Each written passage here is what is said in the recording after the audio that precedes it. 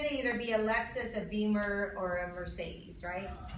So anyway, so I got to test drive all of them. I mean, I have a Mercedes. I know what, but anyway, what happens is people ask me, why do you want one? I like the way Mercedes drives. I don't need a car. It's not, I don't want one because I don't have one. Because I have one, and I have two, and I have three, and I have four. Something nice that I like to give myself, right? Very different. Do you see? I don't come from that need. I don't come from that need. My true aspiration is to get, is by next year I will have a Tesla.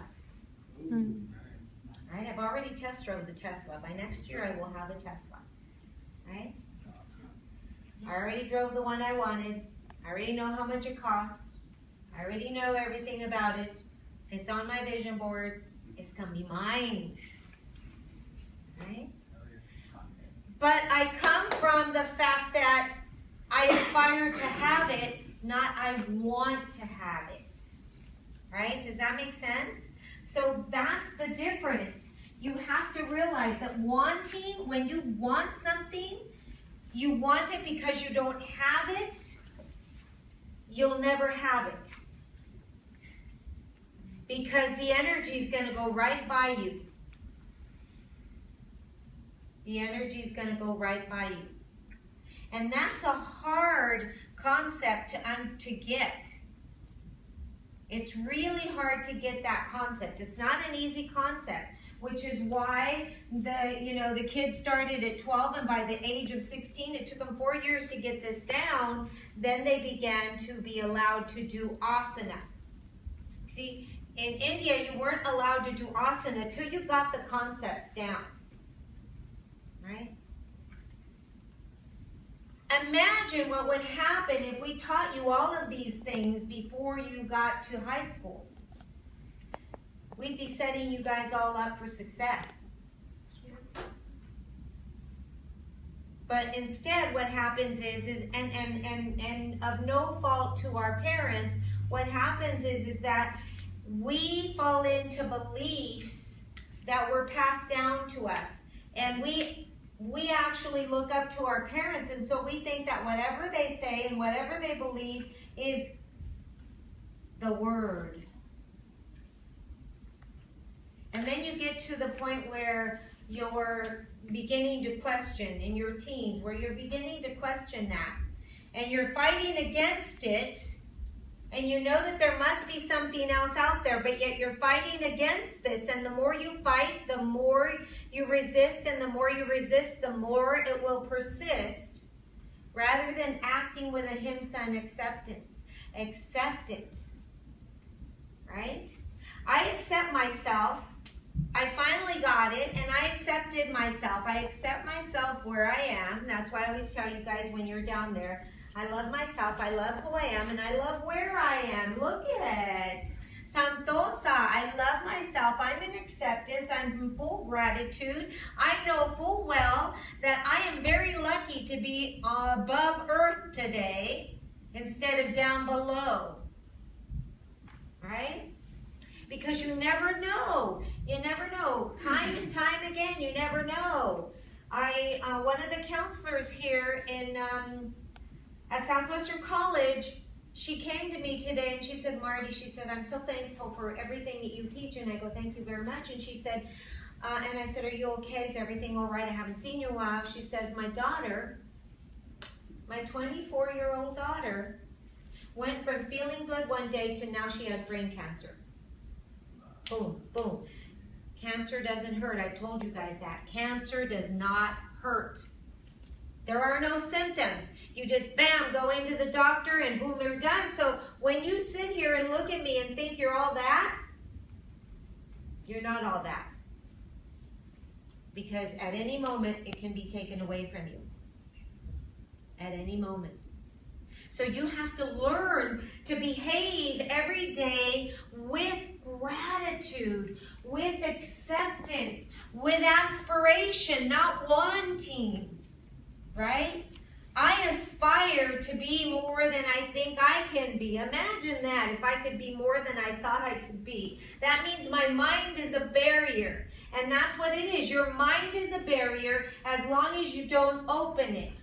And if you don't open it, it's because you don't take advantage of opportunities. Because people will tell you, come listen to this talk, come listen to that talk, come with me over here, come with me. And you're going to say, nope, I don't have time. You are too busy trading your time for dollars, baby. Do you know that when you trade your time for dollars, and this is what it says here in setting your goals, there's only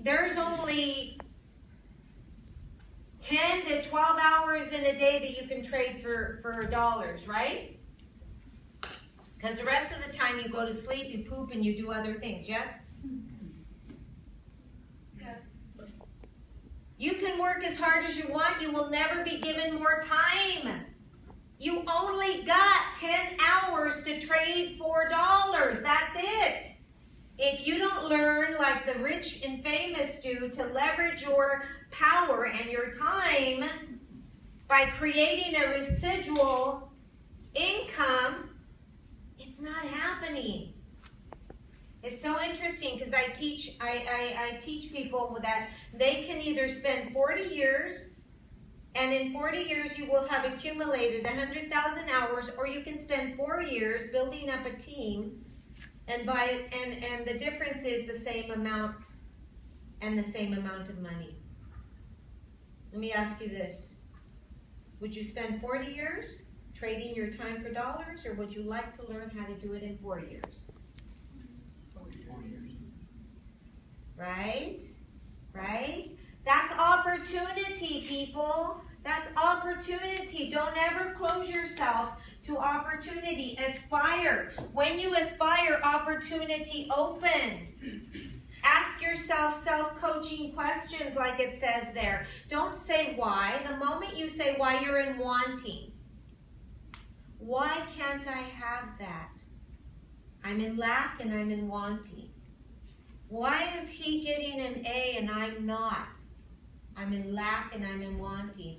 Why did the teacher give me this grade? I'm in lack, I'm not wanting. The truth of the matter is, we all know why. You just don't want to see it.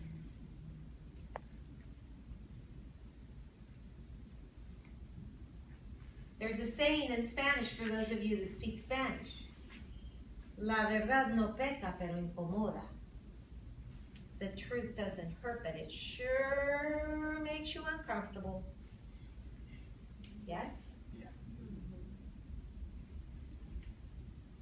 And so that's what we have to do. And then when you aspire, you aspire and you do it without putting somebody else down. Do not go to your supervisor and say, oh, Susie over there, she came in late the other day and she's always been doing this and she's been doing that. You know what? Who gives a right? That's gossip. Because you're trying to raise yourself up at the expense of somebody else. Don't do that. Do not do that. Because that will come back to haunt you, and that is not the way of yoga. I don't care if that person is late every day. Is it affecting your check? No. You get paid the same. So get a life.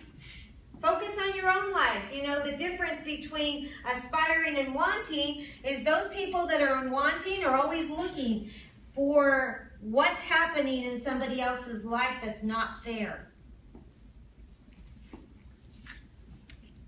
You know the difference between a successful person and a non-successful person? A successful person doesn't have time to see what everybody else is not doing. A successful person aspires, moves forward, takes action, and continuously moves regardless of who is doing or who is not doing what they need to do. Right? You take care of yourself and everything else will take care of itself. Right? So begin to focus on you and stop putting the focus out here.